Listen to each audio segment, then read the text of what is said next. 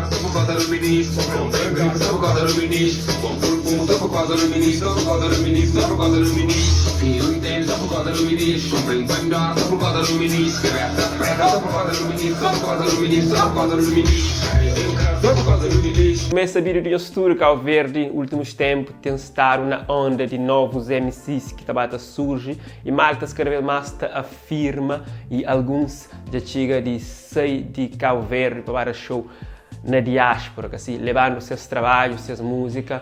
Isso é para o positivo, tendo em conta que nós vivemos também num mundo que não é cheio de coisas negativas que acontecem e muitas das vezes feito para nossa juventude.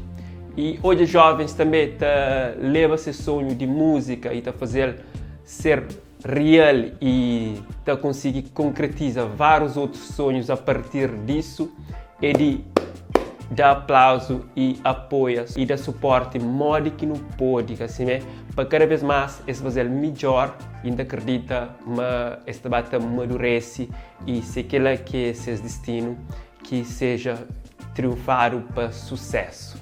Cá. Lá na casa, coisa que boate de ex-MC Distranca, deixa no comentário quando sabe, inscreve no canal se não é inscrito, porque ele gosta, partilha com amigos.